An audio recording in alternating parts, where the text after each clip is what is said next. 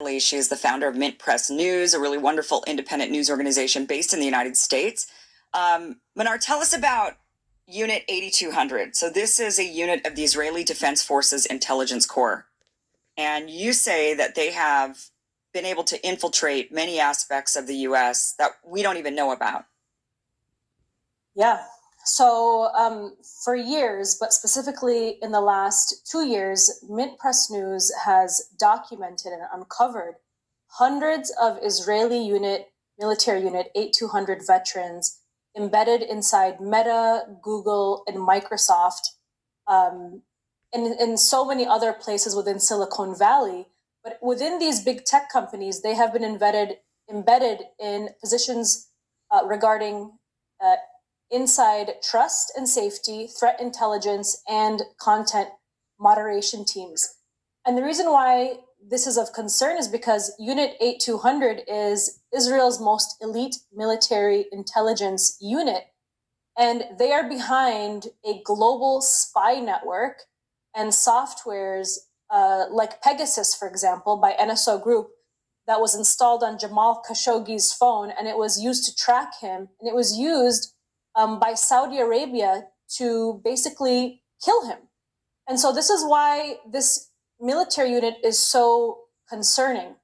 And so these have become, Israel's Unit 8200 have become the gatekeepers of global speech.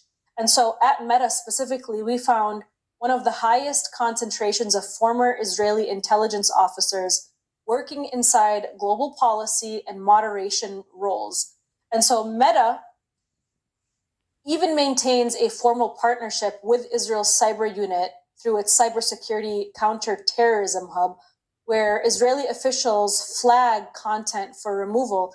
And Meta, specifically Facebook and Instagram, they comply at one of the highest rates in the world. And so this means that a foreign military who has been engaged in genocide and the tracking and killing of political dissidents or activists around the world is directly shaping what billions of people are allowed to see. And so we've also exposed how Jordana Cutler, she's a former senior Israeli government advisor, effectively co-managing Meta's free speech court. She's taking guidance directly, literally not just guidance, but orders directly from the Israeli Ministry of Justice to suppress pro-Palestine content worldwide. But these, of course, these ties go back further. I mean, Mint Press was among the first in 2018 and 2019 to actually uncover how Jeffrey Epstein and Ghislaine Maxwell acted as intermediaries between Silicon Valley elites and Israeli intelligence. So they actually created the backdoor pipeline that brought Israel's Unit 8200 veterans and Israeli surveillance firms into big tech. That was Jeffrey Epstein and Ghislaine Maxwell's doing, and that's something that we actually uncovered. We were one of the first in 2018 and 2019. And why this is, of course, concerning is because those networks came with systems that are now shaping modern warfare. If we look at like Palantir, for example, engineers helped integrate Israeli intelligence feeds into AI-driven platforms like Gotham and Metropolis. So at Google, Unit 8200 Link staff helped build Project Nimbus, the billion-dollar cloud and AI system used by the Israeli Ministry of Defense to run predictive models, store intelligence, and operate Israel's AI-powered kill list program. They have literally allowed for these AI kill lists to be built. And at Microsoft, partnerships with AnyVision expanded facial recognition systems used to track Palestinians across the West Bank. And right now, if we're looking at like the devices that ICE agents are using as they, track people, these tracking systems that Israel has been using to scan Palestinian faces are most likely now being used by ICE agents here in the United States. And so these systems formed the backbone of Israel's automated AI kill list machinery deployed throughout the Gaza genocide over the last 2 years. This horrific, horrific war. And each time, Mint Press exposed these networks, these LinkedIn profiles. And guess what happened, Kim? After we published these exposés exposing this network of hundreds of Israeli Unit 8200 spies working within big tech and identifying them, we published these on our website. They deleted their LinkedIn profiles. They vanished. Here's the reason I don't buy beef from big box stores or grocery chains anymore. Think about it. If there was a plan to inject everyone 4 to 6 times a year and it didn't work because people started waking up and saying no, what's the next best option? Well, slip it into something we eat every single day, our beef source. And where do most people buy their food? Grocery stores. Right now, major chains like Costco and Walmart are selling beef injected with mRNA shots. Now, you won't hear this on the news and no one's going to warn you. In fact, they don't even have to put it on the label. This is why the wellness company started Wellness Farms, 100% grass-fed and finished, mRNA-free, no vaccines and hormones, beef raised on hand-selected regenerative American family farms, farm to table, literally, no middleman except the butcher and UPS truck. Now, we've all seen mystery meat videos on social media. Save your precious time and don't risk Big Ag's meat manipulation. Own your health, especially when your DNA is at risk of being modified. So go to twc.health/Kim and use code Kim to save up to $85 plus get free shipping on your Wellness Farms order. So they deleted their digital footprints. And these pressure campaigns, like this financial censorship that we just finished talking about, intensified against us. So Israel is losing the information war. The genocide in Gaza, exposed the brutality to billions of people in real time, unfiltered and undeniable. And it is up to independent journalists to continue to expose this network of, Israel's national security state that has literally infiltrated our big tech platforms. And so it's not a coincidence when independent journalists get targeted, when they get suspended, when they get flagged.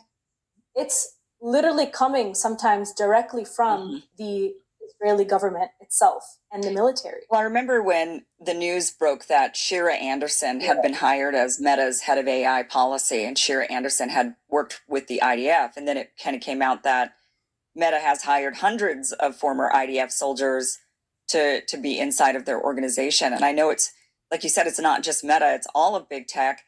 And it's like we don't even learn our lessons. And when you bring up Epstein and Ghislaine Maxwell, and people might think, oh my gosh, this is just now getting crazy, too much of a conspiracy theory, everything leads back to Epstein.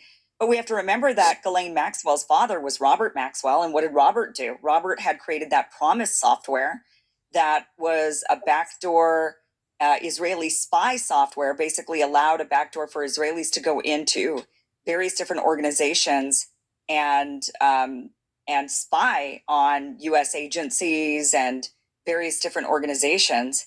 And, that was Robert Maxwell who was doing that. That's Ghislaine's dad who did that for Mossad. Yep.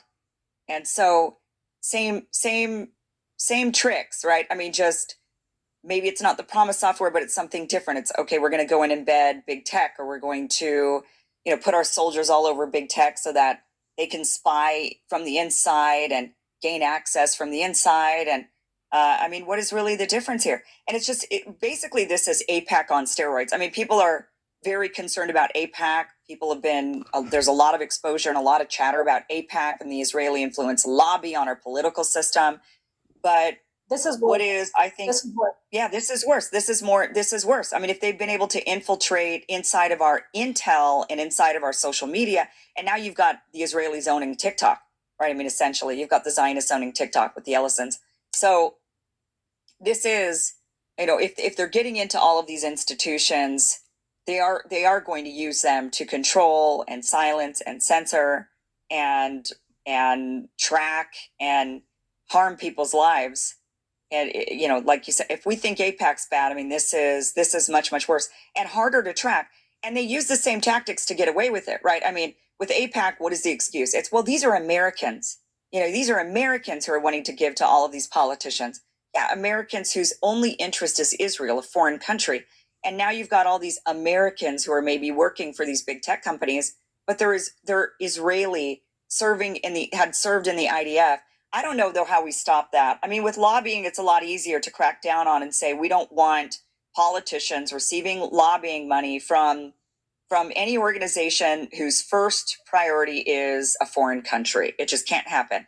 They can give you their messages, they can talk to you, but they're not allowed to give you any money if their primary interest is any foreign country at all. That's easier, I think, to maybe crack down on. But foreign, but individual companies hiring even foreigners, they're allowed to do that. They do it all the time. I mean, we see people, there's a lot of talk about H-1B visa holders, for example, coming in and working throughout the United States. So it's harder to control, and then we sit there and we can expose a lot of these are former IDF. Maybe they're American or maybe they're not. But what can we even do about it? I mean, that's, I guess knowledge first is power, right? Knowledge is power. So it's good that we know about it. But this is worse than, I mean, this is really, really, but you're right. I mean, this is something they've been doing. This is something they've done for a long time. This is not a new trick. I mean, Robert Maxwell did the Promise software that infiltrated into a lot of different organizations. Many people think that it even got into the U.S. nuclear program, and they were able to spy on the U.S. nuclear program using the Promise software. So, I mean, this is. I think I just watched the Terminator this week with my kids, the last Terminator about Skynet. It's like once you've gotten into the technology wing of how things operate, this phone acts as a spy machine for the state of Israel. I mean, yes, we have the CIA and we have our own national security state, which is very concerning, by the way, because, Vault 7 taught us so much about the accessibility that the CIA has to our smartphones and our TVs. But now a foreign government could just do anything to blow up this phone, maybe to spy on us. Every button we press is being monitored by the state of Israel. And it's not a conspiracy to think this. Like, we have documented all of the softwares that they're using that could be on our phones.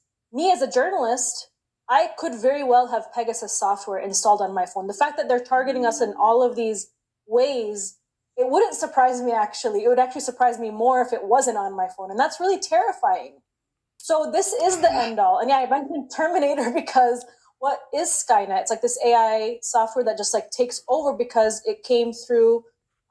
It started off with everybody using their phones and all the technology that people had access to and ended up taking over. And that's the thing with like open AI and all of this new AI software that manages like ChatGPT and others. What we get access to as consumers, the US government, the military, the Israeli government, their military, their national security state has things that are far more powerful, right? So it just makes me think, like, if we just have access to ChatGPT and some of these AI tools, which are quite powerful, they're quite impressive, what do they have? And what are their capabilities? It's terrifying. That's what I think. It's far more terrifying to me. It is terrifying. I think the only thing we can do to fight back on this is knowledge is power, of course. So if we just keep saying, look, this is what's happening, we're being infiltrated. It's really amazing to me, the hypocrisy of all of the government screaming about China, and China could spy on us, and China could infiltrate us, and China this and China that. And we are so already deeply infiltrated by the Israelis. And I mean, it's like they're trying to deflect and say, well, it's China doing it. And maybe it would be China. I mean, I believe the Israelis learned a lot of their tricks from the Cubans. I think that they saw, for example, infiltrating our political system, gaining a lot of power in the political system, a lot of sway with the voters. I think the Israelis saw what the Cubans were able to do, and they thought, well, that's a pretty good idea. Let's go ahead and do that. And now they've done what the Cubans done, but then times 10. They've done it even better. And they've been spying on us for a long time. We have evidence of that, many, many decades of evidence of Israeli spying on us. And now they just figured out ways to do it legally. I mean, that's what AIPAC was. It was a legal backdoor into donating to the political system on behalf of a foreign country. But you do it through Americans. And this, them infiltrating all of our tech is terrible. Go ahead. I didn't mean to interrupt you. I'm so sorry. But the fact that our president has said that he is fearful of his own life and that, Israeli intelligence is bugging the White House and everything. I mean, it just goes to show you that even our politicians are afraid of Israel. And it's not to take away, again, from how terrifying our own intelligence apparatus is from the CIA and the FBI and what they're capable of. But it goes to show just how much of a chokehold there is on our politicians by the Israeli intelligence machine. I mean, it's bad enough when your own government does it to you, but it's like your family members being jerks to you versus others infiltrating. It's a whole different ballgame when it's outside of the family. It's that we cannot tolerate. We cannot tolerate a foreign country doing this to us. We can take care of our own family and we can pressure our own family and change our own country and our own family. But when we're infiltrated by a foreign government, I mean, it's war is what it is. It's an act of war. And our government is not treating it that way because it's treason, in my opinion, what many in the government have done. It's absolutely treason. I mean, they are working against the American people on behalf of a foreign country. I don't know what else that is except treason, because I do believe we're basically in a phase of war with Israel and maybe other foreign countries as well. But it's a form of war, and we're in a phase of it. And if our politicians are siding with them, favoring them in any way, shape, or form, I do believe it's treason. But I think more and more Americans are feeling that way. I think more and more Americans are waking up to the influence, waking up to, but I don't know what it doesn't seem to be doing anything, because Donald Trump is allowing, ripped TikTok away from the Chinese only to give it to the Israelis. So, yep. I mean, are we making any progress or are we not? It seems like that's actually going backward. It's actually worse to hand it over to the Israelis than to the Chinese. I don't think any of us feel controlled by the Chinese, but I think we're all feeling very controlled by the Israelis. There are no anti-boycott laws in 38 states against China. You're allowed to boycott, divest, and sanction China. You're allowed to speak up against China. But there are laws in this country against Americans who want to speak up and boycott, divest, and sanction Israelis. So, I mean, this is a much worse outcome to have it handed over to the Israelis. They're actually affecting our rights, our freedom of speech, our freedoms, our everyday freedoms. I mean, this is just so alarming. You do such great work, Manar. Your organization, Mint Press News, does such really great work. I'm a big fan. I think everybody should be reading Mint Press News on a regular basis. You guys really do put out some really stellar journalism. Is there anything else people should know, like before we go? Well, just this morning, we got a notification from Natalia Fadiv's legal team. She's an OnlyFans model, and this is related, but she's an OnlyFans model that we covered in the IDF. We uncovered how she's being used by the IDF to sexualize the IDF. She's like a thirst trap to engage young American men. And so we were contacted by her legal team because of a so-called copyright infringement, because in our investigation, looking at how she was used, we posted some of her photos and TikTok videos of her doing thirst traps on her social media pages. Of course, that's not a copyright infringement. But anyways, I just thought it was just ironic, considering everything that we've been talking about today. The legal complaint came from Tel Aviv. And so, if people look her up, her name is Natalia Fadiv, and she's a military police reservist, also known as gun waifu.